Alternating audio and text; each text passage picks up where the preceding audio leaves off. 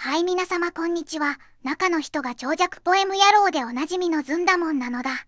今回はアイレムから発売された R タイプがテーマとなっております。書籍及びインターネットで調べた情報と中の人の経験とで進める。非常にお詳しい方、動画の間違いをこやつめでスルーできない方は、ブラウザバックを強く推奨する。それでもよいよ、という方は少々お付き合いいただきたい。R タイプとアイレムは不思議な存在である。アイレムは1969年創業の会社である。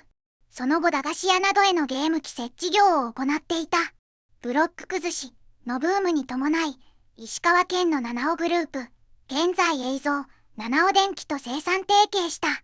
七尾電機はブラウン管でテレビなどを作る機器メーカーであったため、テレビゲームに必要なブラウン管の調達が容易であり、ブロック崩しやインベーダーのアリューを作る際、他社と比べ短期間に大量製造するのに有利であった。1980年、七尾が大株主となるアイレムハードウェアに映像のチップが多いのはこのためである。1984年スパルタン X がヒット。その後ステランカーやロードランナーの移植などを行うが特別目だった会社でもなかった。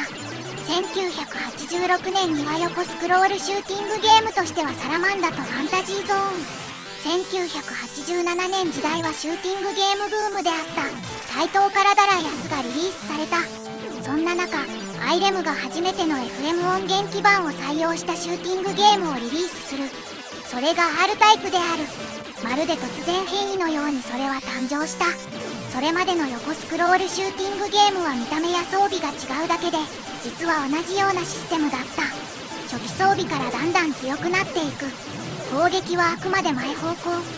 シールドも何回か当たると消滅した。今では理解していただけないかもしれないが、 R タイプはそれまでの常識をひっくり返すゲームだった。それまでは攻撃といえば連射だった。16連射など皆で競ったものである。しかし波動砲というシステムを採用、ため打ちという概念を導入した。そしてフォースの存在である。グラディウスで言えばシールド的な存在。しかし何度攻撃されても失うことはなかった。また自由に切り離し可能であり、攻撃のバリエーションが広がった。グラディウスでいうオプションに近いビット、フォースと合わせて美しいアニメーションだった。それまでレーザーといえばまっすぐ飛ぶものと思い込んでいた。従来のまっすぐ飛ぶ対空レーザーもあるが、とにかく美しかった。そして地面を這う対地レーザー。最後に R タイプらしさの象徴である反射レーザー。シンプルながら美しい旋律を奏でるミュージック。超巨大戦艦。何もかもが新しかった。現実この R タイプに影響されたシューティングゲームも多く存在する。しかしアイレムは1994年にはゲーム開発から撤退することになる。ゲーム発売から35年経過してもあの衝撃は忘れることはできない。その憧れは国内外ハードウェアで多数の移植が行われたことがそれを証明する。そんな R タイプの開発物語と魅力に迫る。2、概要。R タイプは1987年にアイレムが開発、発売した横スクロールシューティング、アーケードビデオゲームであり、R タイプシリーズの最初のゲームである。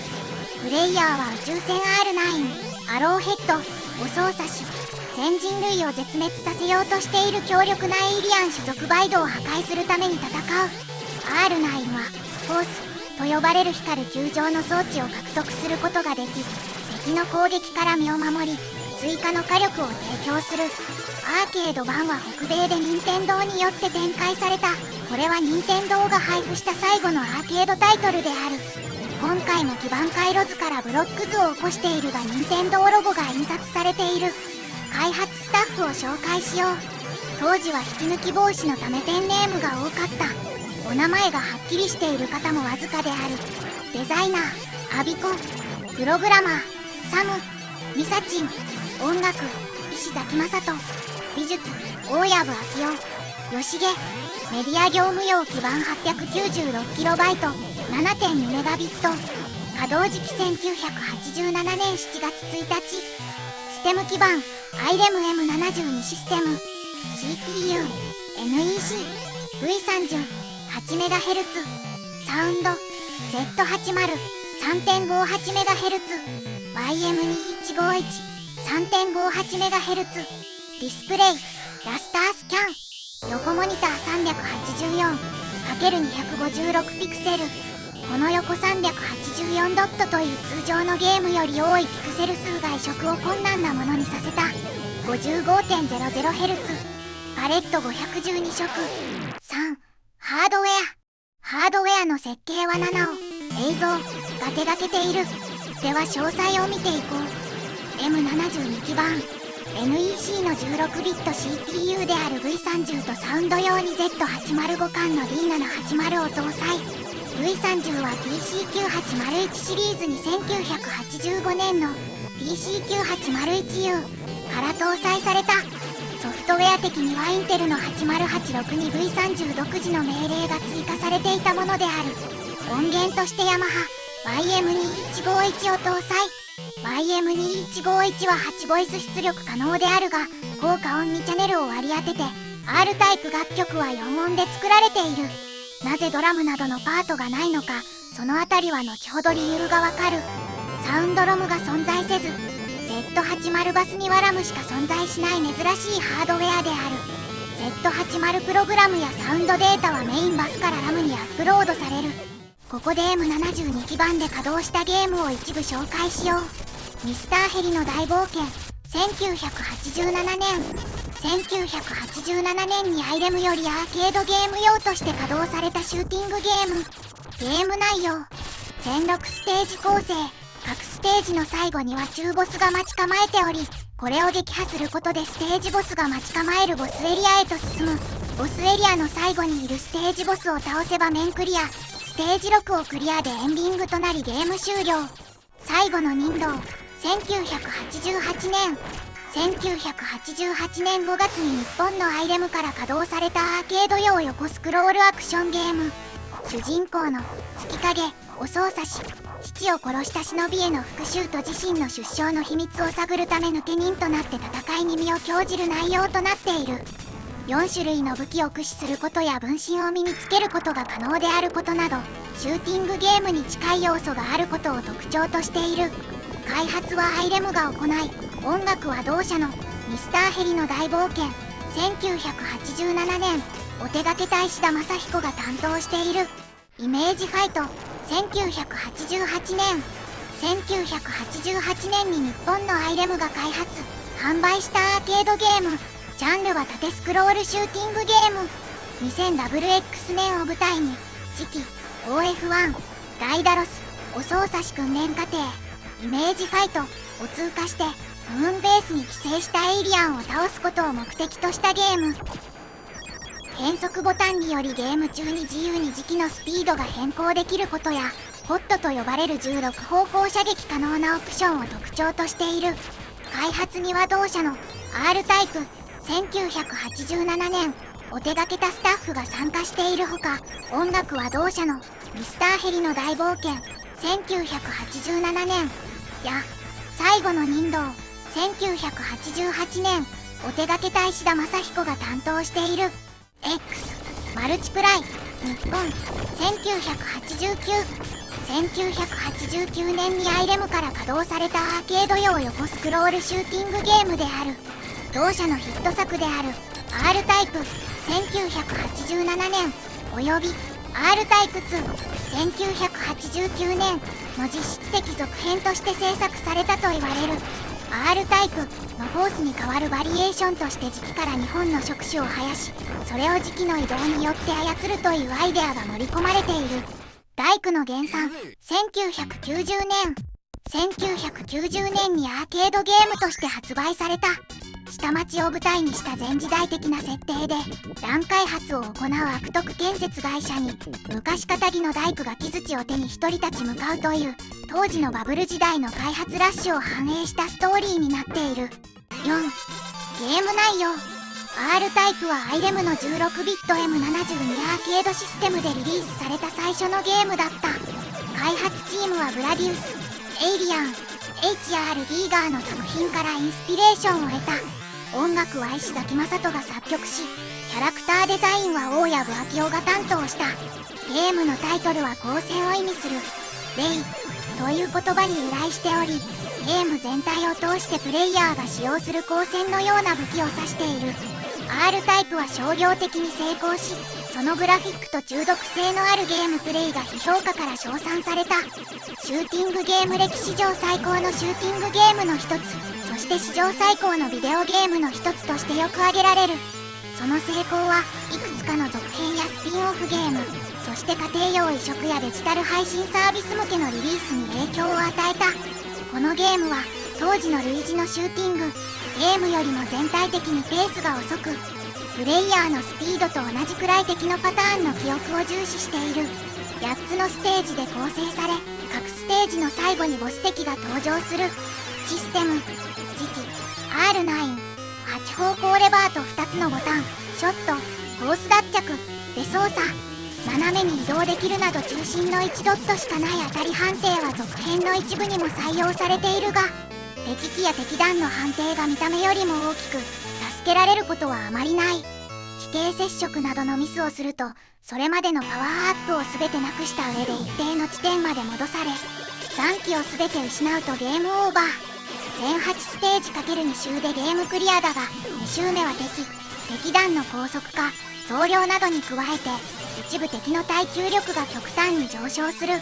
波動砲、ショットボタンをしばらく押してから離すことで、通常弾の2倍から16倍の破壊力を持ち、耐久力の低い敵を貫通する。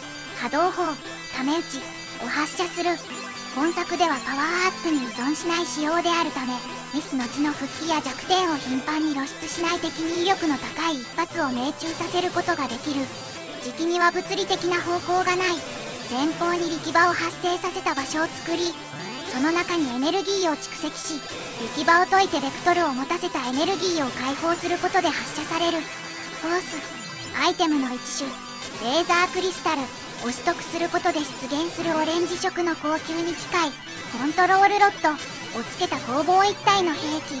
一部特殊弾以外の敵弾に対する完全無敵の防御判定があり、敵機に直接接触させることでダメージを与えることもできる。レーザークリスタルを取得することで最高3段階までパワーアップするほか、時期前後の合体時には時期の移動に応じて回転方向が変わる。3段階時は前後の移動でコントロールロッドが開閉するなど非常に凝った動きをする。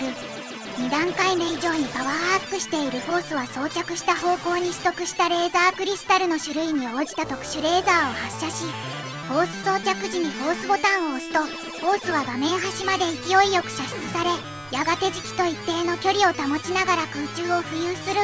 分離時はパワーアップ状態に応じて1方向、前方のみ、2方向、前方に横 V 字、4方向、前方に横 V 字足す上下延直、2通上弾を発射。分離中に前方または後方のいずれかからフォースに接触するか、フォースボタンを押すと、ゆっくり近づいてきて再び時期と合体する。切り離したフォースを呼び寄せた時は、飛型や耐久力のある敵をすり抜けてストレートに戻ってくることはできない。フォースを呼び寄せようとしても地形に引っかかってしまう不自由さを持っているため、これまでにない攻略性とエモーショナルなドラマを実現させた。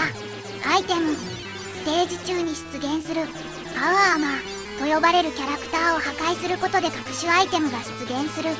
レーザークリスタル、取得することでフォースを出現させたりパワーアップさせることができる。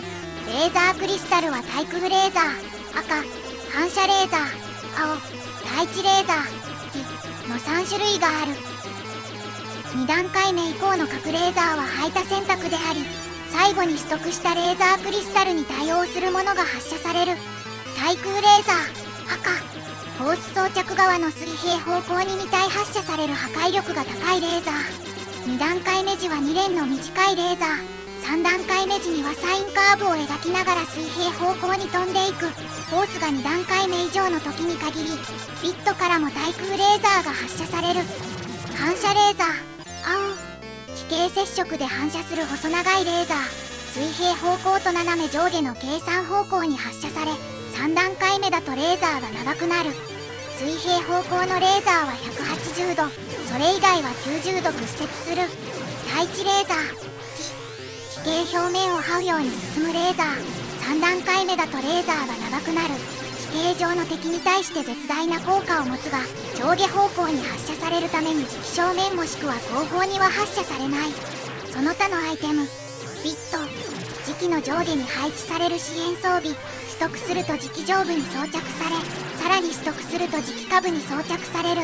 全ステージを通して固定配置されているのは4個のみ。磁気とワンテンポ遅れて動くため、スピードを3つ以上取得すると移動速度に追奨できなくなる。フォースと同様に触れた敵にダメージを与え、対空レーザー装備時のフォース装着方向に対空レーザーを発射する。誘導ミサイル、敵を捕捉し自動追尾する2発のミサイルが発射される。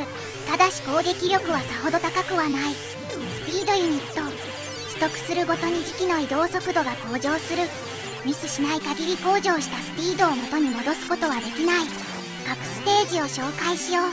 ステージ1、遭遇。異想次元への突入口となった崩壊したスペースコロニーへ突入。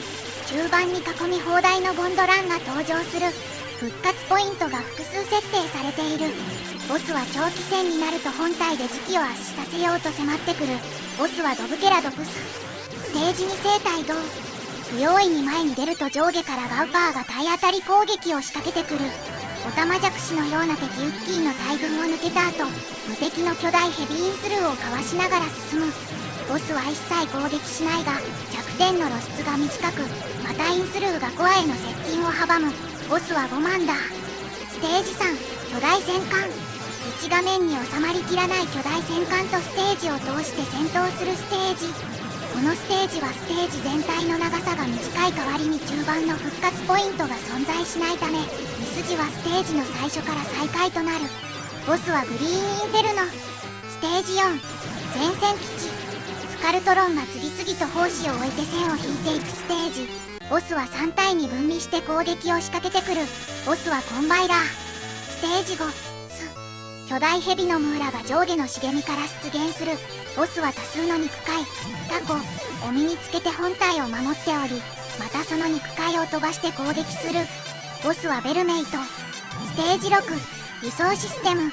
弱点が片側にしかないコンテナのドップが次々に通路を通過する中、わずかな隙間を縫って進むステージ。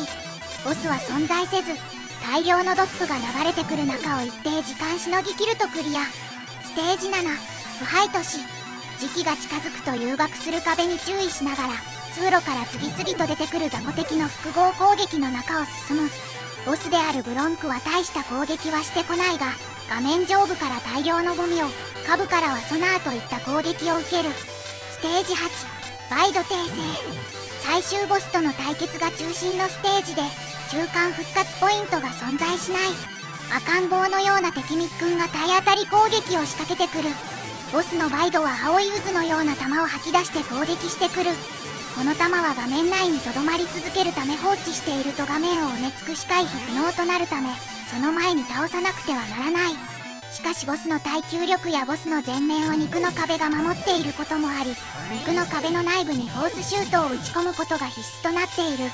このため R タイプの伝統である最終ボスにはフォースシュートをぶつけることが必須。最終的にフォースは最終ボスと共に爆散するという要素は初代の時点で存在している。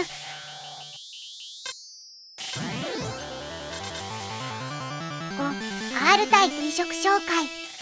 これ以降背景に各移植作が流れる。先に移植版を紹介する。さて、アーケードで大人気となった R タイプである。アーケード版稼働は1987年7月1日。それ以降、様々なハードに移植がなされた。このような移植比較を行うと、低スペック機を小馬鹿にするコメントや発言を目にする。当時はアーケードと家庭用ハードのスペック差はものすごく、それでもアーケード版 R タイプを愛する開発者は、なんとか R タイプを待望している子供たちに R タイプを届けるべく努力することになる。幸いにも僕の動画は当時の開発の方などにも見ていただき連絡をいただくこともある。安易なコメントは偉大な開発者様を傷つけることになるので、当時のハードスペックをよくご理解の上、紳士的な反応を期待する。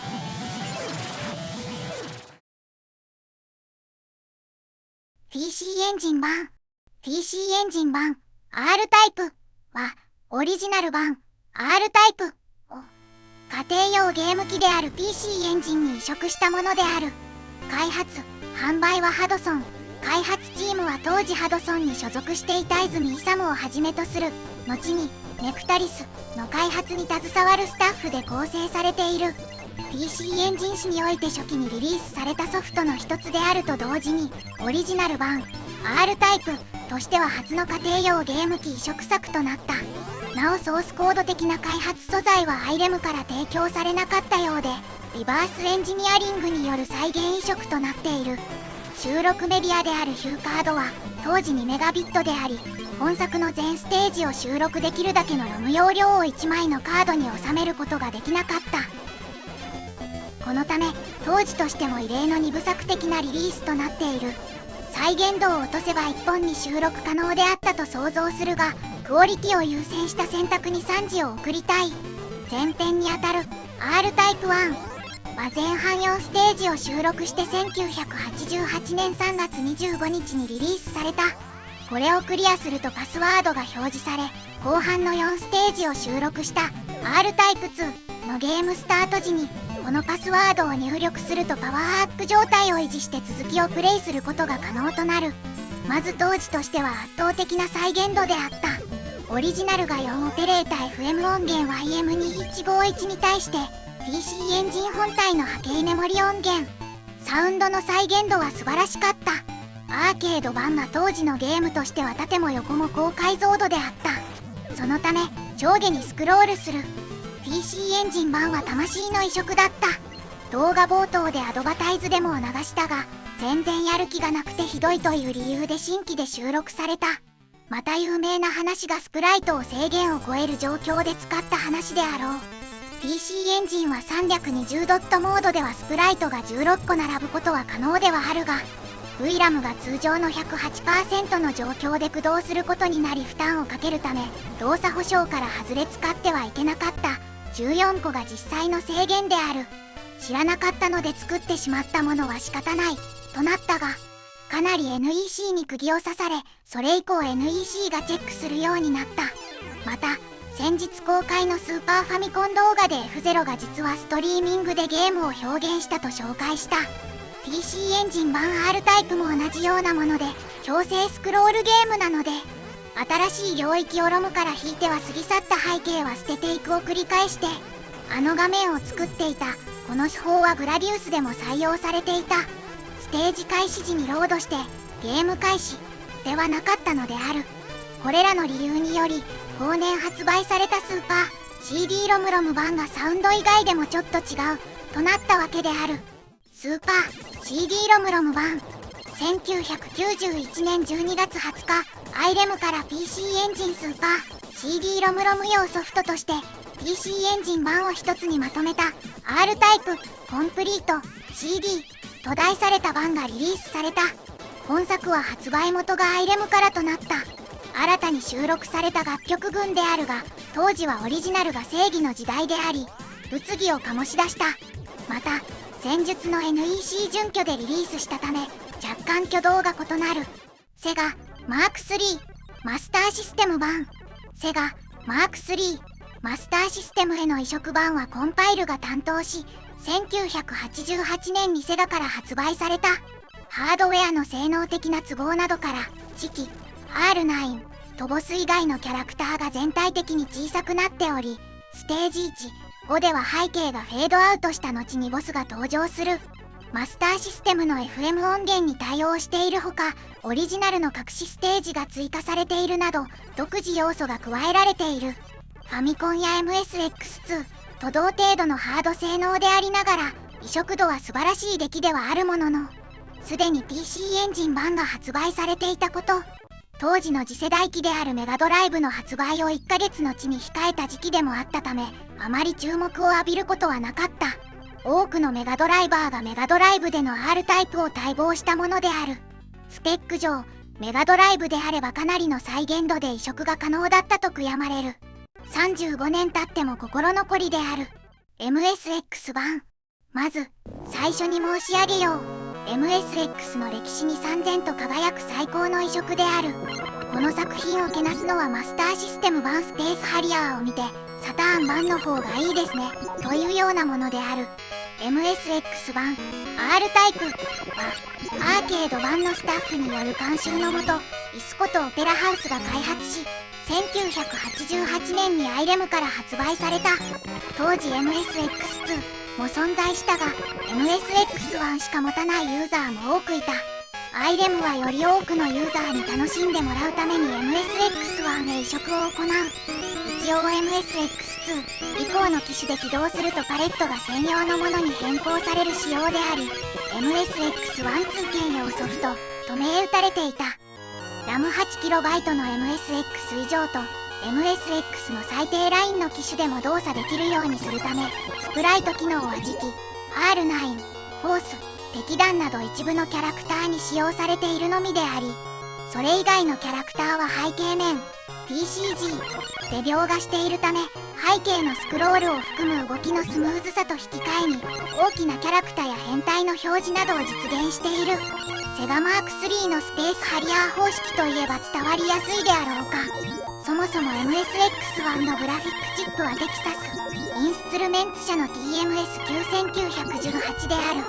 アーケード稼働の8年前、1979年に開発されたチップであり、当時はスプライトの概念もない時代であり、当時としては高性能なチップだった。主な仕様としては、スムーズスクロール機能なし、表示色は微妙な中間色の16色、横8ドットに2色しか表示できない。スプライトは単色。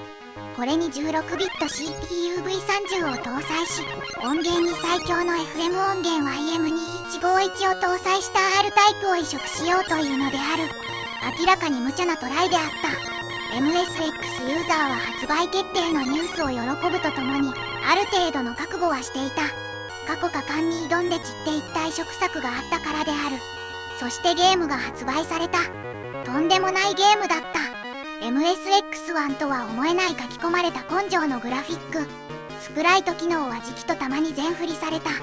ビットやフォースの美しいアニメーションは健在だった。そして FM パックによる美しいサウンド。今見比べると全く違うゲームなのだが、当時はここまでやるかと感動を覚えたものである。とにかく MSX1 の限界を超えた素晴らしいゲームだった。R タイプ移植比較動画はたくさんある。ハードスペックを無視して低スペック移植を笑うのは子供だから許される行為である。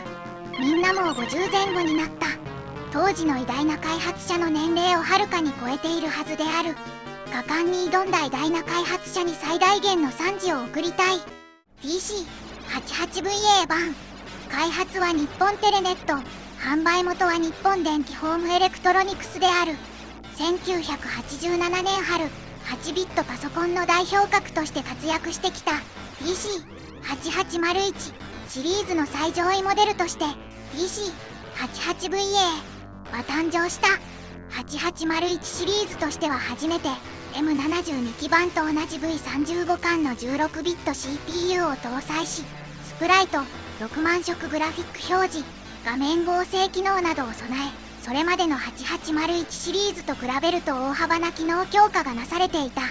最大解像度 640×400 ドット、最大色数65536色、独立に画面合成表示可能。スプライト、カラースプライト 8×4 から 256×256 ドット、ドットごとに4096色中16色指定。カラースプライト、モノクロスプライト混在可能。最大32個表示可能。スプライト間の衝突検出機能あり。同じ PC88 という名前がついているものの、ものすごいスペックの PC であった。しかし不運なことに X68000 が発売され、脚光は X68000 にあたり、対応ソフトも X68000 へ流れていく状況となる。そんな中、R タイプの PC88VA 版として移植される。当時 R タイプは様々な家庭用テレビゲーム機とパソコンに移植され、その完成度がしばしば比較された。残念ながら VA 版については雑誌などでの評判が良くなかったらしいが、 MSX ユーザー目線では完璧な R タイプだった。当時は NEC の名でパソコン用ゲームソフトが発売されることはめったになかった。もっと評価されてよかった名作である。ZX スペクトラム版。 ZX スペクトラムはシンクレア・リサーチが1982年にイギリスでリリースしたホームコンピューターである。イギリスで圧倒的人気を誇った。1982年という発売年からわかる通り、MSX1 よりも性能が低い。スムーズスクロール機能、スプライト機能、何もない。MSX は横8ドットで2色の制限があったが、ZX スペクトラムでは 8×8 ピクセルで2色しか使えない。この 8×8 ピクセルで2色は絶望的である。しかしこのハードはイギリスで愛され、今でも新作ソフトが発売されている。アフターバーナーやパワードリフト、ギャラクシーフォースまで移植されている。標準的な搭載メモリはわずか 48KB。音源もビープ音である。カートリッジではなく、ソフトはカセットテープでの提供である。この移植はまさに奇跡的な努力の成果である。MSX1 以下の性能である ZX スペクトラムで R タイプが動いている。ZX スペクトラムについて何も知らないが、R タイプに詳しい人は、このゲームを見ても、ひどい移植としか思えないだろう。MSX 版グラディウスや R タイプが8ドット単位のガクガクスクロールなのはご存知だろう。ハードでスムーズスクロール機能を持たないからだ。そんな中、ハードでスムーズスクロールやスプライト機能を持たない ZX スペクトラムで 48KB で R タイプが動いているのである。まさに情熱の塊である。映像は明らかに単色であるが、陰影やディテールに関するピクセルワークは素晴らしい。可能なところで賄賂が使われている R9 でさえ2色である。そしてリップル、レーザーは最高に完璧である。スクロールは誰もがスムーズと呼ぶものではない。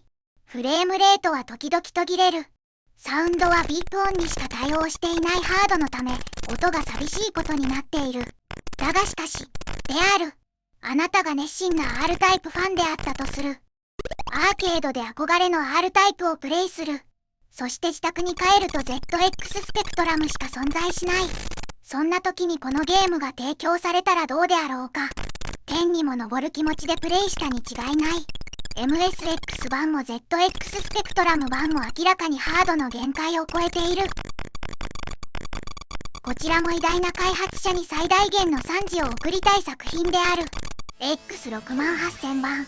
当時無敵の X68000 に R タイプが移植される。誰もが完全移植を疑わなかったであろう。さすが X68000 である。素晴らしい移植である。ただ、完全移植できると期待していたユーザーによっては、解像度の違いや処理落ちなど、目をつぶれない箇所があったという。そしてサウンドがステレオ化している。こちらも評価が分かれたところである。しかし、MSX 版しか持っていなかった中の人には羨ましい作品であった。コモドール64版。1988年、エレクトリック・ドリームスにより発売。ここでコモドール64についても紹介しよう。コモドール64は、コモドール社が1982年1月に発表した8ビットホームコンピューターである。コモドール64の量産は1982年春に始まり、同年8月に595ドルで発売となった。最大の特徴は 64KB の RAM を搭載していた点で、サウンドとグラフィックスの性能も、同時代のヒット機、Apple II などと比べても遜色ないもので、しかも価格は Apple II に比べてずっと安かった。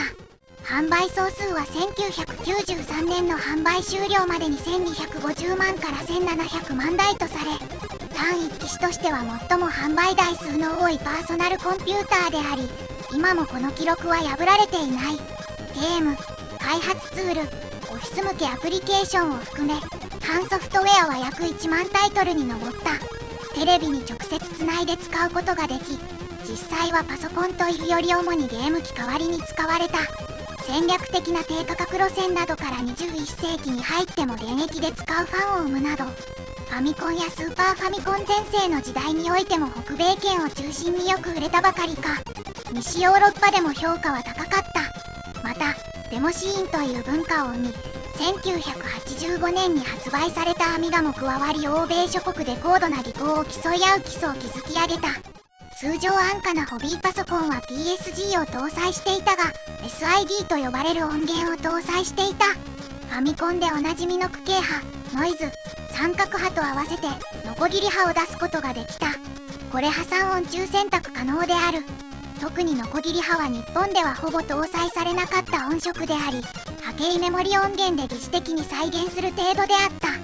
その特徴的なサウンドはファンが多く、日本でチップチューンといえばファミコンであるが、海外では SID 音源も多用され広く愛されている。有名どころではスペースハリアーであろう。一度はその活かしたサウンドを聞いたことがあるはずだ。特に欧米を中心に今も熱心な愛好家がいる。そんなコモドール64にも R タイプは移植された。様々な部分がオミットされているがファンに愛された最高傑作とも言われている。6. R タイプ開発者インタビュー。さてここから R タイプ誕生に至るインタビューを複数紹介しよう。まず R タイプを作られたきっかけからお聞きしたいのですが、近手新しく16ビットのハードを開発したんですが、16ビットは多くのキャラクターが表示できるし、処理スピードも速いということで、シューティングゲームがいいのではないかというのがそもそもの始まりなんです。フォースというものが R タイプでは非常に優れたアイディアだと思うのですが、どのようにして思いつかれたんですか？アビコ、最初は冗談で言ってたんですが、フンコロガシって昆虫いますよね。あれで自分をパワーアップするのではなくて、フンの方をパワーアップしたらどうかと。基本的には画面内に2人プレイヤーを入れて協力して戦うとかしたかったんです。グラディウスとかは意識されたんですか？アビコ、そうですね。同じ横スクロールということでかなり意識しました。こちらがと言って隣の秋吉を指さす。もともと相当なマニアなものですから、横スクロールというとイメージが重なるので違うものをと考えました。はじめに頭で描かれていた通りに出来上がりましたか？アビコ、やっぱりソフトにして作ってもらうと修正とか変更とかでかなり変わりました。例えばフォースはもともと前後上下の4箇所につけられるということになっていたんですが、ソフト的に難しいんじゃないかということで前後のみになりました。パワーアップなんかもほとんど変わってます。はじめはありきたりに3方向に飛ぶとかだったんですが、そのままじゃグラディウスと大して変わらないということで反射レーザーができました。あれは苦し紛れです。爆笑。他にはどんなパワーアップがあったんですか？秋代、地引き網とかありました。あの頃はとにかく受けを取りたかったから、デザイン的に面白いものということで、その後分かりやすさとかということで削っていきました。他にも何かを前に飛ばしといてそれに弾を当てて爆発させるなんていうのもありました。アビコ、基本的にはまず出てきたのがフォースで、その後に出てくる敵に合わせたパワーアップを考えたということです。ステージを作っていく時には初めから順番に作っていくものなんですか？アビコ、いえ、ステージごとに作ってみて後から並べ直すんです。難度的なものがありますから。どんな面が最初に作られたんですか？アビコ、一番最初は1面です。グラディウスのイメージが少しありますね。その次は7面の壊れていくステージ、それから2ステージのエイリアンです。2面はエイリアン2を見て考えました。その後に3面や4面です。各面それぞれなかなかすごいアイディアが生かされ、ゲームの世界を作り上げていると思うんですが、アビコ、4面なんかはソフトで何かのシミュレーションをやってて、キャラクターが線を引っ張っているのを見て、こういうことがソフトでできるならということでやってみようと。それで4面は敵の種類をそれほど多くしないで、ブツブツを引くやつを主に、谷はブツブツを消すやつとブツブツに沿って動くやつという風に作っていきました。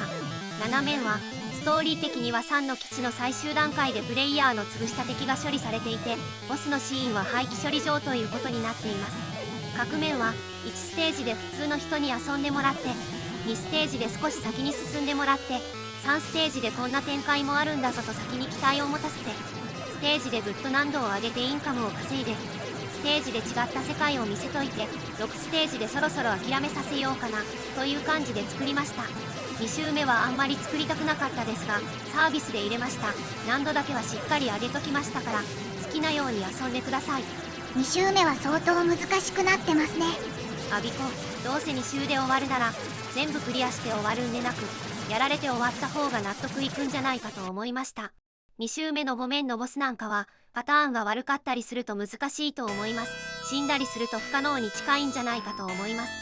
今度はサウンドについて聞きたいんですが、企画の方からサウンドの方にいろいろ注文がありましたか？スクラップ、たくさん注文ありましたよ。基本的にはシリアスにしてくれということです。揉めたのもいっぱいありまして、その中では戦艦の音を入れてくれというのがありました。3面の巨大戦艦ですね。私はあのゲームにはその音はいらんのではないかと言ったんです。実は戦艦の動く音が思いつかなかったんです。巨大戦艦ってのは実際にはいないもんでしょう。実際にない音は難しいですよ。企画の方ではどんな感じで注文を伝えてこられましたか？スクラップ、リズムを言うんですよ。ドンタッタとか表現は実に大雑把なんですが、それに合わせて作っていくわけです。大変ですよね。絶対ダメだと言われたものもたくさんありました。倍以上のものがボツになっています。ホースの着脱の音が印象に残っているのですが、どういうイメージで作られたんですか？スクラップ、それはやはり切り離すとかいう感じで、あいつは意外に汚らしい感じがするでしょ。ようわからんやつだなと思ったんで、これは逆に綺麗な音をつけてやらんといかんだと。もっとはっきりしているやつだったら変な音でもよかったんですが、他は R タイプ全般としては全体的に映画音楽を意識してみました。映画音楽では2秒から3秒の単位でその瞬間のインパクトを考えていくらしいです。それで自分もやってみたいなと。今回はアイレムでは珍しい FM 音源ということだったんですが、PSG と FM 音源の違いについてはどう思われますか？スクラップ、ゲームには PSG のが向いているかなと思うこともあります。 FM 音源の音は美しいんですが、自然すぎてゲームセンターではわからなくなってしまうんです。どっちもどっちですよね。だいぶ変わりましたよ。今度はキャラクター担当の秋夫さんにお聞きしたいんですが、キャラクターはどれくらい描かれました？秋夫、キャラクターを描いた量ですか？少し考えて、いっぱいや笑い。こちらがキャラクター描いて使ってくれというのと、描いてくれと頼まれたのと両方ありました。こちらがこんなん使ってくれとどんどん出していきましたよ。一面のボスとかは初めに絵が出来上がってました。アビコ、先に出てきて使ってくれ言うんです。こんなにでかいの、こりゃ使わなしゃあないと。キャラクターを作った時に考えついたように動かしてくれましたか？秋夫、分かってくれた時もありますし、私の方が勝手に勘違いしてたりしますね。打てるはずのない砲台があったり、また出来上がってから大きく変わったことといえば色ですね。初めは巨大戦艦はジェット噴射が真っ赤だったんです。ブルーじゃなくてスクラップ、あれは確か私が異次元の世界に避難かないんちゃうかと言ったんです。それを彼が真に受けて、彼気が弱い人ですわ。秋夫、赤い色の時はリアルな感じだったんですが、水色になってからまた一味印象が変わったと思います。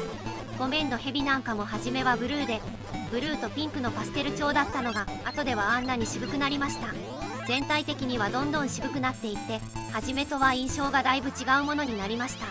ソフトのサムさんはどのような苦労がありましたか？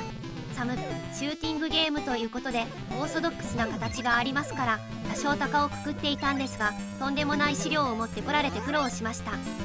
例えばホースと合体した時に上に上がる時と下に下がる時とホースの回転が違うんです。わからなかったでしょう。また左右に動くとホースがガバッと開いたりすぼまったりしますね。彼はアビコシのこと、誰も気がつかないようなことにこだわり続けるんです。他にもホースは自分で障害物を避けて進むとかいうのもソフト的には大変でした。ゴッド、ホースはたまに変な動きをしますね。サム、地形によっては避けてくれないではまってしまったりします。プレイヤーの代わりをするようなものですから動きは難しいです。ゴッド、ビットも実に面白い動きをしますね。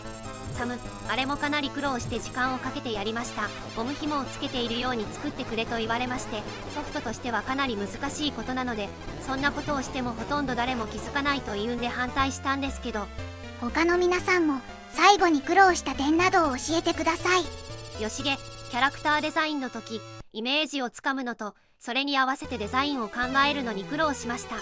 ミサチン、 R タイプのスタッフの中で唯一の女性メンバーです。データの絵を交換するのに膨大な量だったのでそれはもう大変でした。 K、H、私が R タイプのサウンドで苦労したのは新しい FM 音源用の作曲、音色エディッタなどの開発用ソフトがなかったということですから、企画から提出された音色が実際に出してみると違った音色に聞こえることがあるということです。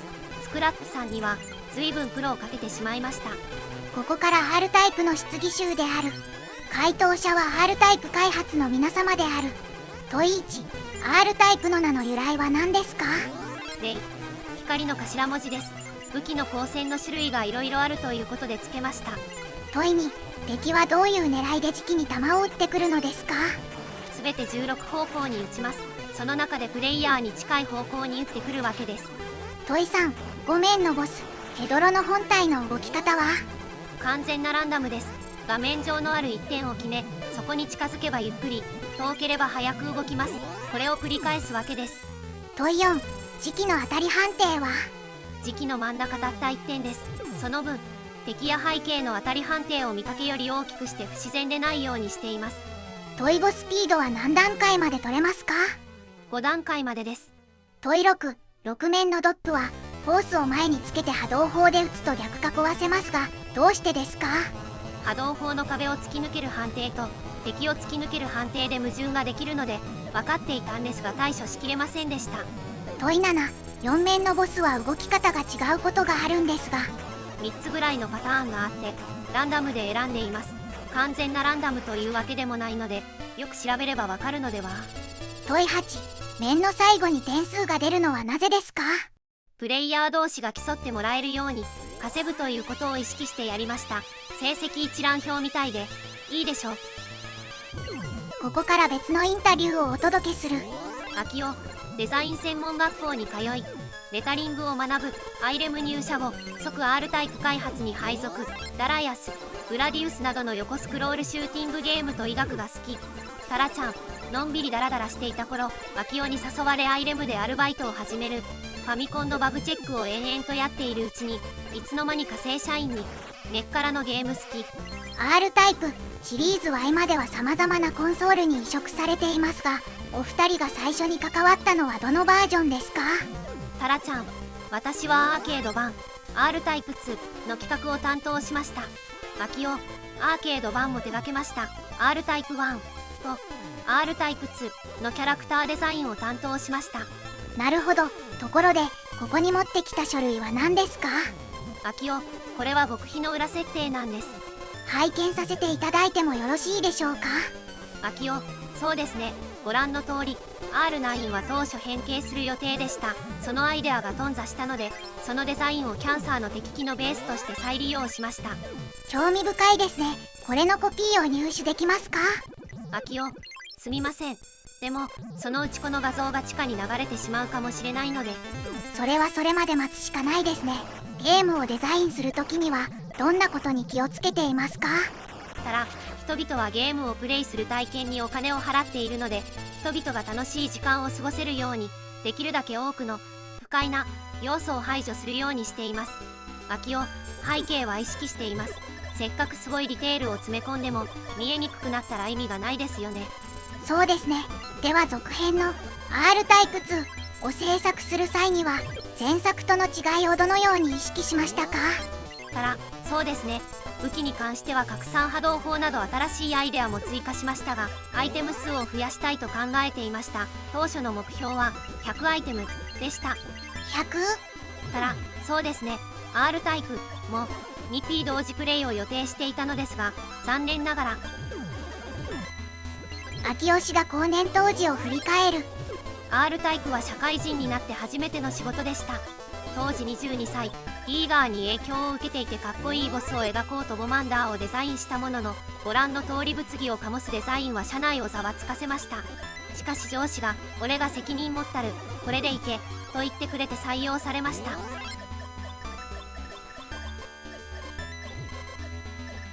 次のインタビューをお届けする。アイレムの歴史を語る貴重なインタビューである。アイレムはゲームを作るときに膨大な詳細な企画書を作成すると聞きました。本当ですか？さえだ、今日机に置いてあるのは R タイプの企画書バインダーなんですがご覧の通り電話帳くらいの厚さがあります。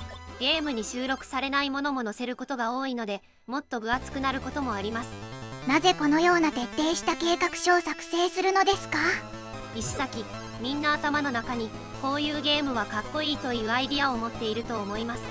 でもゲーム開発となるとそのアイディアをソフトウェアというデジタルな媒体に落とし込むために綿密な企画書を作成します。この企画スタイルはアイレムの伝統なんです。河合、私が入社した頃からそういうやり方をしていたと思います。岡田、プログラマーとデザイナーは別々のチームに分かれているので、彼らとのコミュニケーション手段としてもこうした企画書は重要です。ゲームのデザインとプログラミングを同じ人がやればここまで細かく書く必要はないと思います。ゲームデザインに対するこのアプローチの利点は何だとお考えですか？石崎、書き出すことで自分のアイデアをある程度客観的に見ることができると思います。アイデアが最初に頭に浮かんだ時はこれはすごいゲームになると熱中しがちですが、書き出すことでより冷静で客観的な視点から自分のアイデアを見ることができるようになります。河合、開発で問題が起きた時、企画書の重要性が浮き彫りになります。そしてプログラミンググループと企画グループの間の橋渡し役として重要な役割を担っています。企画者が思い描いた通りに物事が進むことはまずありません。問題が突然起こったり思い通りにいかなかったりします。そんな時、事前に綿密でしっかりした企画書を作っておけばキャラクターや敵の行動をどうするかなどすぐに見返すことができます。またプログラマーの負担も軽減されます。プログラマーは一人で何が間違っているのか悩む必要がなくなり、企画者が問題の原因を突き止めて自分で解決できることが多いのです。でもこのように計画書を作るのは本当に大変な作業のように思えます。石崎、そうですね。忍耐力や根気強さが求められます。中野、私たちは仕事が大好きなのでそれがうまくいっています。仕事に対する情熱がなければここまで細かく書き出すのはとても大変だと思います。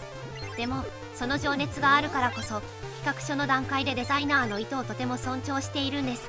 岡田、ゲームが完成した時の満足感はさらに次のレベルに引き上げられます。自分たちがデザインした完成品が野外でゲームセンターでみんなが集まって熱狂的にプレイしているのを見た時の喜びは言葉では言い表せないほどです。それが次のゲームを生み出す原動力になります。アイレムさんは他のデベロッパーと比べても開発期間が長いように感じます。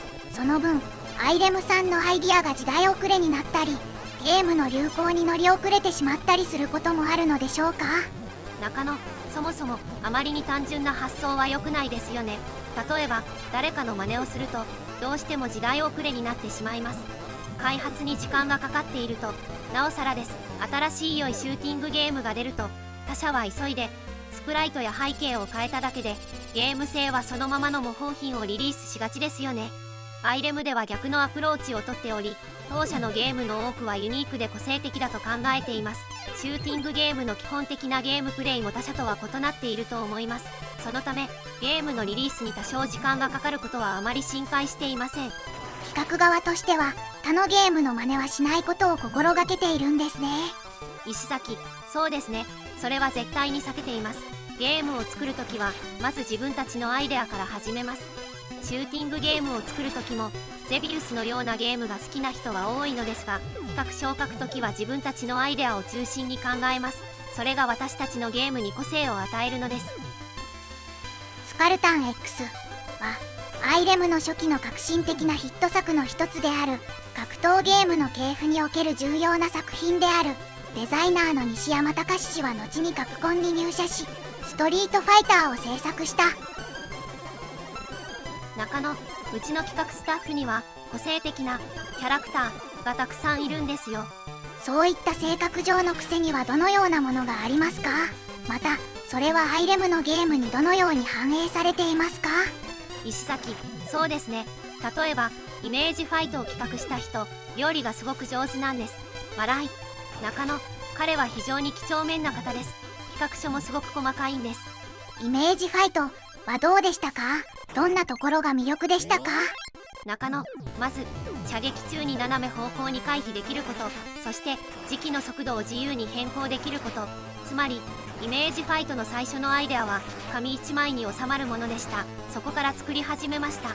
実はイメージファイトの結末について聞きたかったんですが。石崎、最後のボス戦で時期が自爆します。最後のシーンでは救助船がやってきます。最後の爆発は自分の船が自爆したということでしょうか？エンディングのレポートのテキストにある攻撃というのはそういう意味ですか？石崎、はい。2回目のループでは時期は時間内に到着できず、時期は完全に爆発します。岡田、かなりハードコアなエンディングですよね。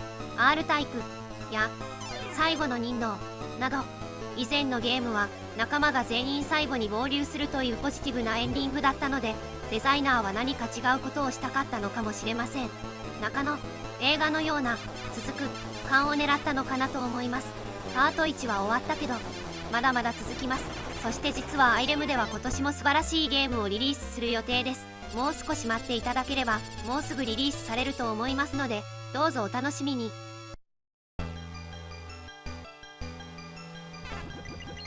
アイレム代表取締役社長高島義行氏のインタビューがある。ようやくお届けする。アイレムの社長に就任して3年目になりますが、最初に手掛けたゲームは何ですか？高島、実は結局出なかったゲームなんです。笑い。当時はファミコンのゲームを作り始めたばかりで、ファミコン版スパルタン X が大ヒットしたり、ロードランナー2がアーケードで好調だったりと、会社としては非常に勢いのある時期でした。ですから私が率いた最初のゲームが失敗作になっても、個人的にはそれほどショックは受けませんでした。この3年間でアイレムの最大のヒット作は何ですか？高島、 R タイプですね。売上数で言うとヒットすると思いましたか？高島、ヒットするだろうなといつも思ってリリースしています。笑い。そうですね。誰も見たことのない新しいジャンルのゲームをリリースするときはビジネス感覚が問われるところが大きいですね。アイレムになる前にスパルタン X をリリースしたんですが、あのビジュアルの格闘ゲームは誰も見たことも作ったこともなかった R タイプは1年半前ですが、あの迫力ある巨大スプライトを画面に映し出すためにグラフィックス技術を推し進めていたんです。ヒットを予感していたんですね。R タイプの開発期間はどのくらいかかりましたか？高島、1年半です。最初は全く別のゲームとして作っていたんですが、途中から開発陣がそれぞれのこだわりにこだわりすぎて全く別のものに膨れ上がってしまったんです。 R タイプのプランナーはアクションゲームを丁寧に作ってきた経験はあったんですが、本格的なシューティングゲームは初めてでした。グラディウスの発売をきっかけにシューティングゲームを企画し始めたのが R タイプの始まりは3年ほど前になります。最初の半年は全く別のゲームを作っていました。そのメインの流れがなくなった時にサイドラインとして R タイプが誕生しました。アイレムの上層部が開発者にどんなゲームを作れと指示するんですか？高島、いえ、そういう細かい管理はしていません。自由にやらせてもらっています。でもプレイヤーが求めているものを追求させるようにはしています。かといって指示を全く出さないというわけではありません。例えばシューティングゲームを作りたいと企画が上がってきたら、どういうシューティングゲームにしたらいいかとか基本的なことはアドバイスします。他社と同じものを作りたくないからなんですけどね。そして単に誰かを真似しようとしただけなら、開発はもっと漠然とした方向性のない始まりになるだろうと思います。高島、開発チームと早めにコミュニケーションを取らないと彼らのインスピレーションが何なのかわからないんです。だから企画段階では企業でよくある商品企画会議を相手、開発者の最初のインスピレーションを取り上げ、正式なゲームデザインのテーマに落とし込むようにしています。そうすると経営側としては具体的にどんなゲームを作れとか指示を出さないんですね。なるほど。高島、指示して作ってダメだったら作った人は責任を取らないんじゃないかなと思います。上からの指示に従っただけみたいな。でもみんなで作りたいものを決めればみんなが全力で作ります。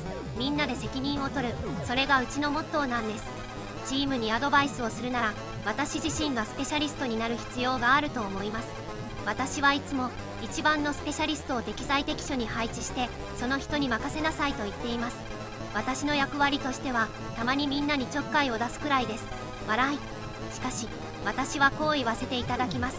私たちの開発を直接担当する人間は先ほど申し上げたように企画者が情熱を追求できるようにすることがゲームに重要な想像力を与えるため重要だと考えています。しかし一線があります。企画者が個人的な興味に溺れすぎると他の人はそれに共感できず理解できなくなります。ゲーム開発に関しては熟練したプレイヤーと未熟なプレイヤーの両方が楽しめるゲームを作らなければならないと常に言っています。そうしないと自分のエゴを満足させているだけです。また私たちはゲームを子供向けや大人向けにしようとはしません。そうすると私たちの創造性が損なわれてしまいます。ご自身でもゲームをされますか？高島ロードランナーまではよくプレイしていました。でも今のゲームはスピードが速いので僕には難しすぎると思います。最近は他の人のプレイを見ることの方が多いですね。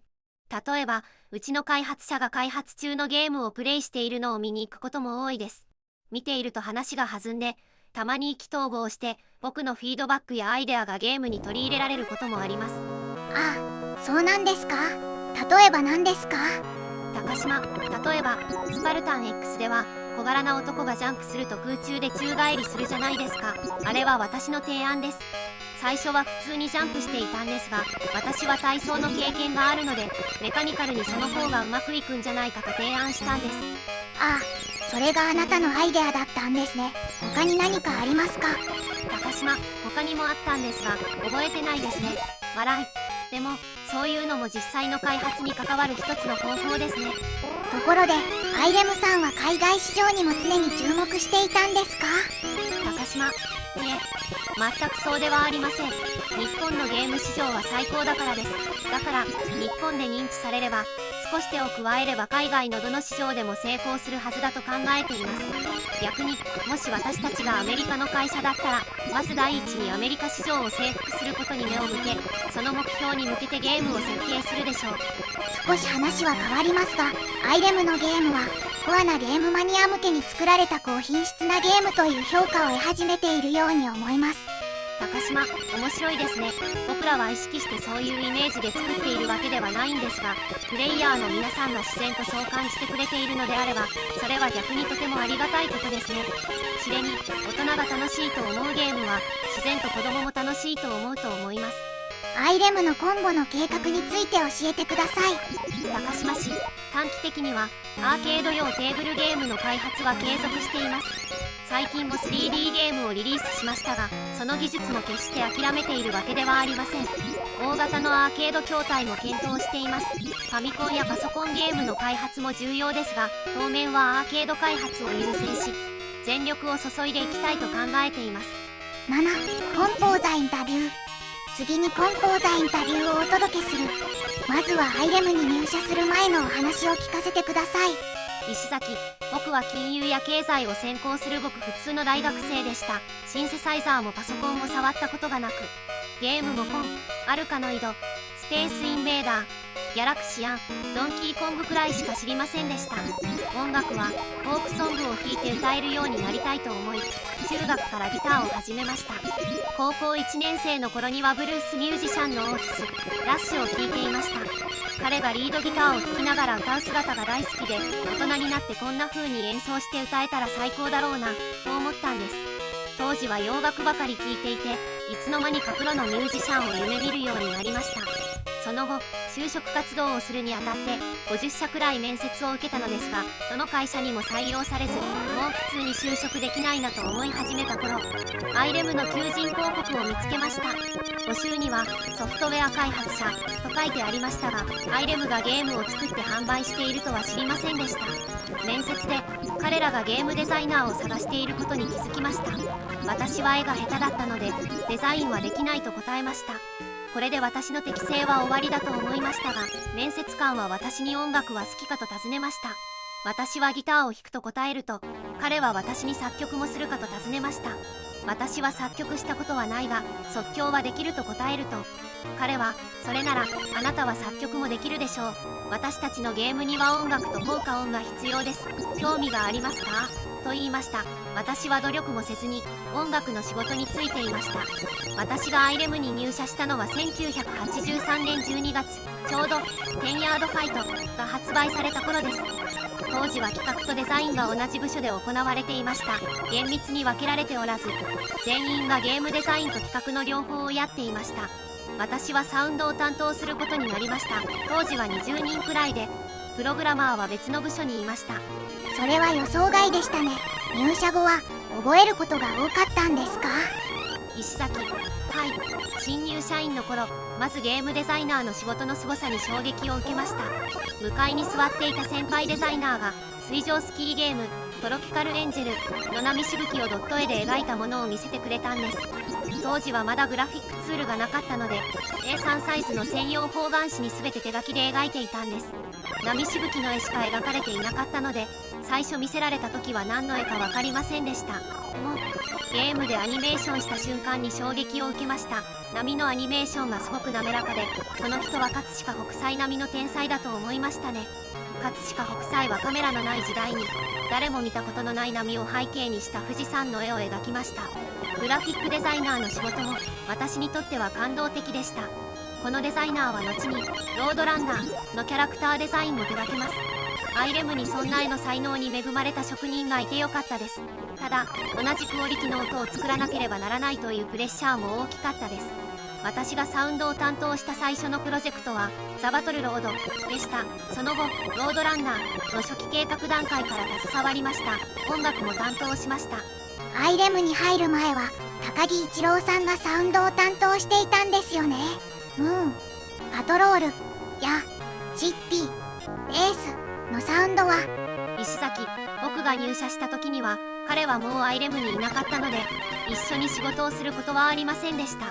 ただ森田さんという先輩サウンドスタッフがいて、幼充電、解決やんちゃ丸、バトルバードのサウンドを担当していたんですが、その先輩は僕に好きにやれと言ってくれたので PSG チップの研究や音作りを手探りでやっていました。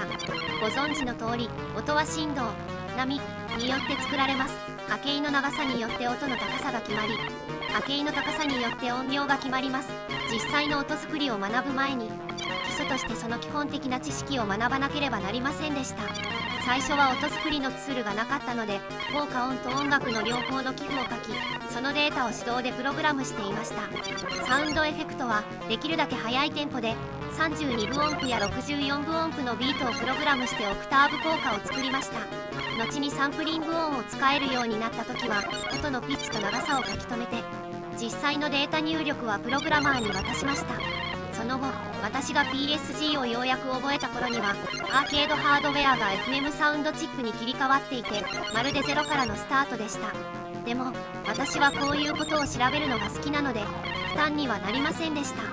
効果音を作るときはグラフィックのアニメーションフレームを参考にしています。例えばシューティングゲームの爆発シーンを考えてみましょう。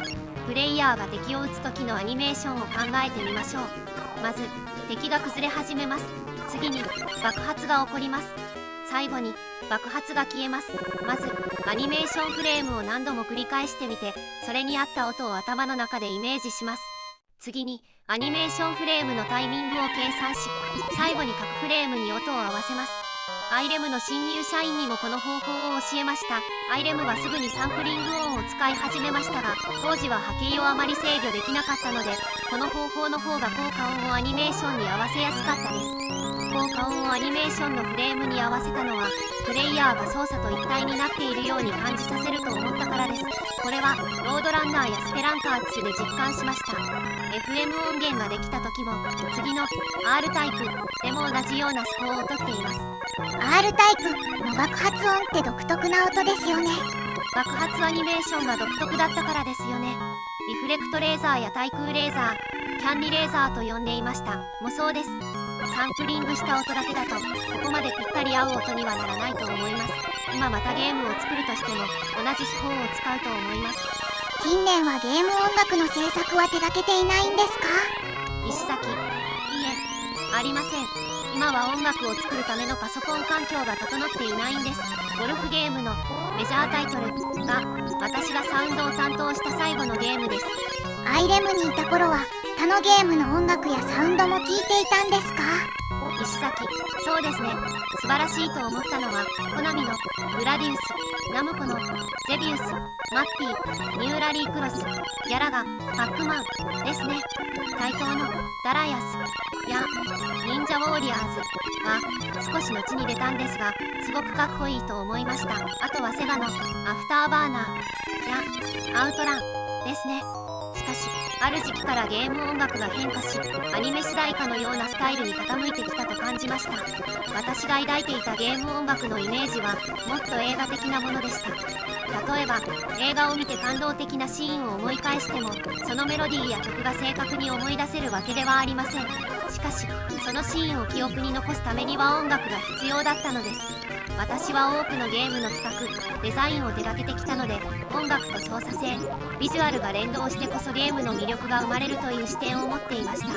音だけにフォーカスすることで、また違った視点のゲームミュージックが生まれるのではないかと思います。サウンドとデザインがここまで密接にリンクしているのは、当時のゲームでは非常に珍しいことだったんですね。石崎、デザインや企画のスタッフは同じセクションだったので、彼らからいろいろなアイデアをもらいました。そのアイデアがすごく面白かったです。例えばロードランナー、バンディング帝国の逆襲のデザインと作曲をしていた時に、スパルタン X の音楽も同時に作っていたんです。スパルタン X のデザイナー兼プランナーは、現在リンクス社のディレクターを務める西山隆さんです。彼はムーン、パトロールのデザイナーも務めています。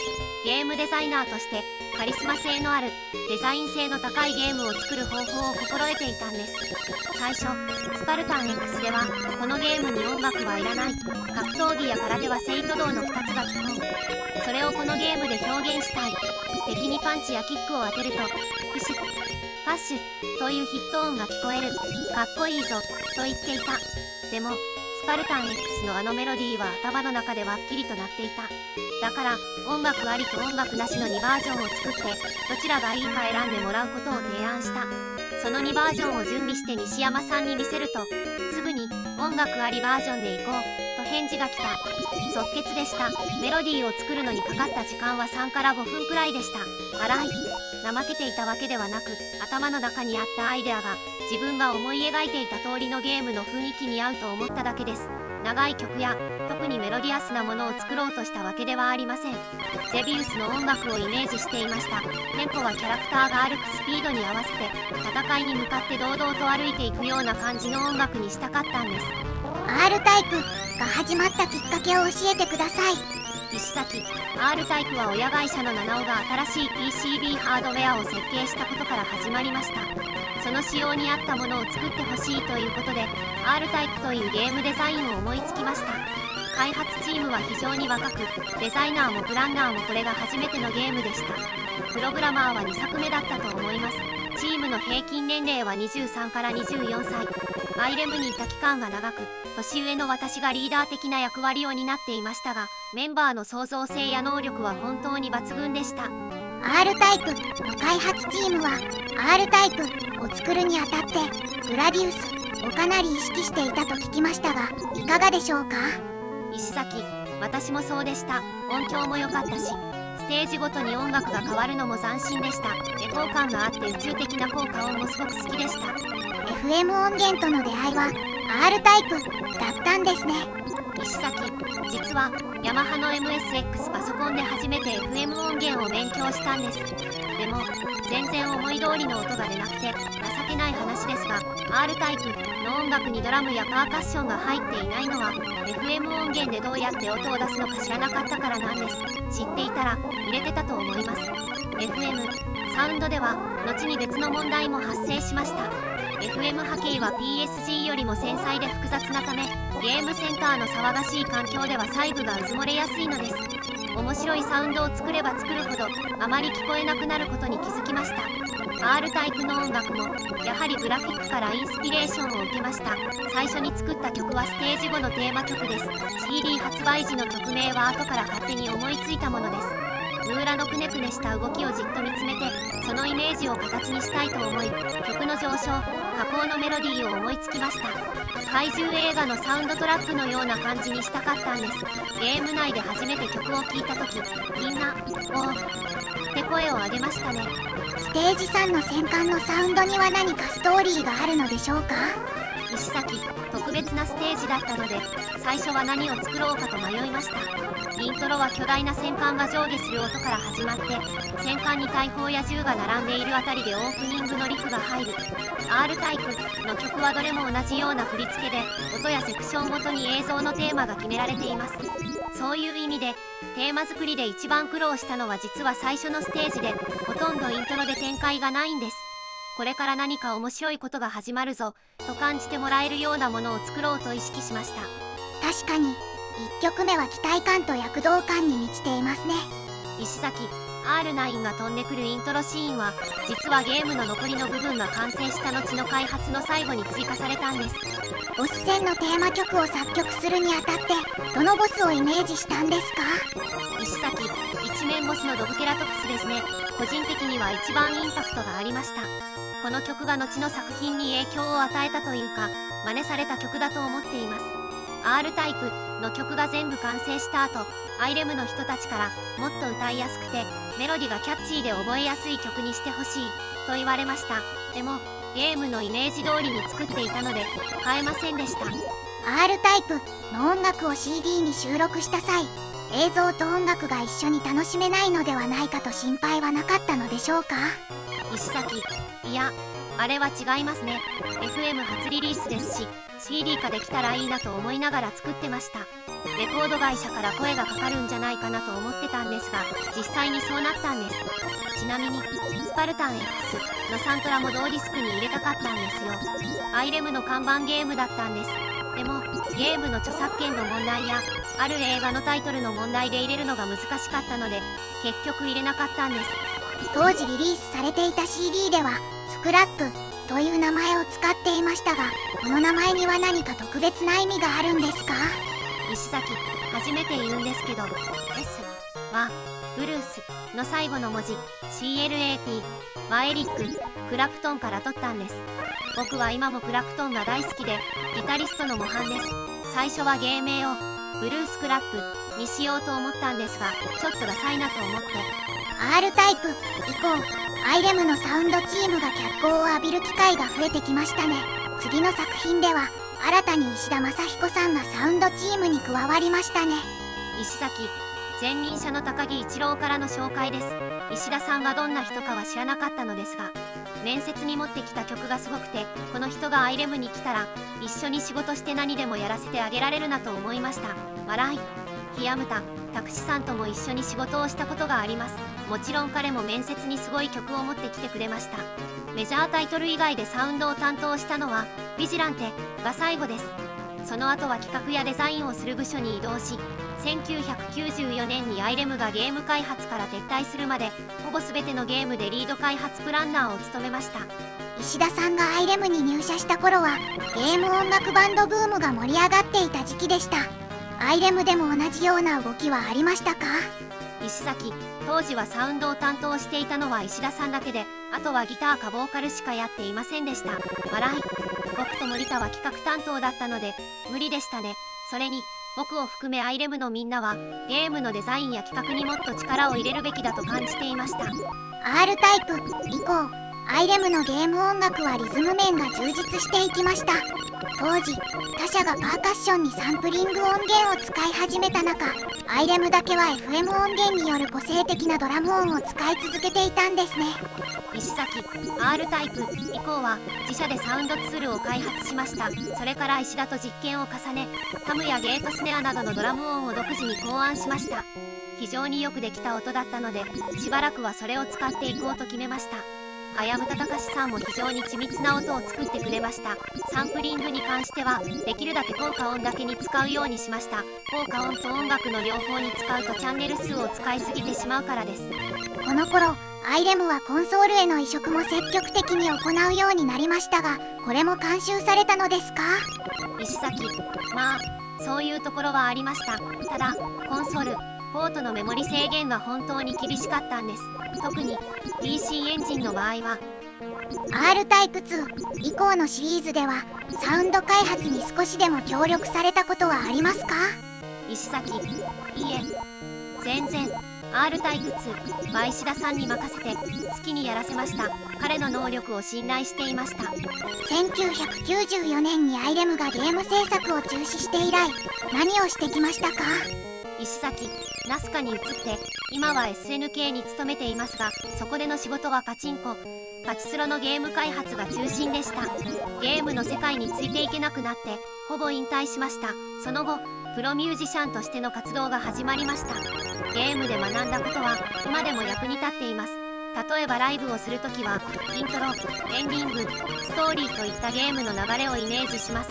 リミックスも同じようなアプローチをしています。自分の音楽をうまく表現することだけに集中するのではなく、全体的なセールスポイントは何かを考えながら曲作りをしています。ライブでゲーム音楽を演奏したことはないと思いますが、オファーがあったら石崎、やりたいですね。でもそんなに面白いのかな。アイレムでやってた曲はあの映像に合わせて作ったものなので、あのテーマを生バンド用にアレンジしたら面白いかもしれないですね。それを聞きたい人がいるならね。最後に、今でも R タイプの音楽にハマっているファンの皆さんにメッセージをお願いします。石崎、R タイプは本当に面白いゲームだったと思います。ゲーム性も音楽もあの時代のゲームならではのクオリティがあって、忘れられずに残っているのが本当に嬉しいですね。8、僕たちにとって R タイプはどんな存在だったか。1987年、当時ゲームセンターは薄暗い不良のたまり場のイメージだった。タバコの匂い、喧騒なゲームの音、大型筐体ではアウトラン、アフターバーナー2、ダライアスが稼働していた。そんな中見たことのないシューティングゲームがあった。かっこいい時期、美しいレーザー、透き通ったサウンド、グロテスクなグラフィック。シューティングゲームが大好きだったがとんでもなく下手だった。1面もクリアできなかった。アーケードでの憧れの存在だった。そして PC エンジン版が MSX 版が各ハードへ移植された。僕の R タイプは MSX の R タイプだった。ステージ6、輸送システムの曲がお気に入りだった。当時は音楽はアーケードとの差は明らかな時代で、 PCM を駆使したそのサウンドは家庭用では再現不可能だった。しかし R タイプは当時は理由は知らなかったが、ドラムなしのシンプルな4音構成だった。僕の FM パックでも美しいサウンドを奏でた。初めて必死でクリアした時は感動した。それから R タイプの次回作が続々と登場した。しかしオリジナルのインパクトが強すぎて初代ほど興味を持てなかった。その後アイレムはゲームから撤退する。アイレムを第一級のメーカーにしたのも R タイプだった。その後皆様ご存知、パイロットはノーダケとカゴマンダーのデザインをしたのは女性とかつまらないデマがささやかれた。どれも出典のないデマだった。あれから多数のシューティングゲームが登場したが、 R タイプの美しいレーザーを超えるものは結局現れなかった。このゲームで世界を変えようという気迫が感じられたのだ。それから月日が流れる。 R タイプ移植比較という動画が多数上げられている。 X6 万8000クラスの移植はもはや間違い探しのレベル。そして添えられた低スペックの移植はひどい扱いを受けていた。レトロゲームチャンネルのはずなのにあまりにもひどい。何をもって出来が悪いとするのか理解できない。せめてハードスペック理解し、 FM 音源対応していることくらいは調べて動画にしてほしいと願う。35年前必死に R タイプを移植した偉大な開発者様に感謝である。各ハードで奏でられたサウンドは今日も時代を超えて光り輝き続けるのだ。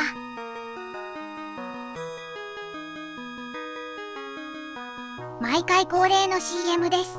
Windows や Nintendo Switch で R タイプがプレイ可能です。1、2のパッケージや 3D グラフィック対応のものもあります。もう一度 R タイプの世界を堪能されてはいかがでしょうか。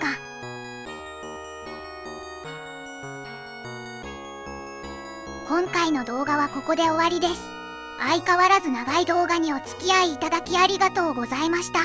チャンネル登録や高評価ボタン、コメントなどいただけますと次の動画を作るエネルギーとなります。また次回動画でお会いしましょう。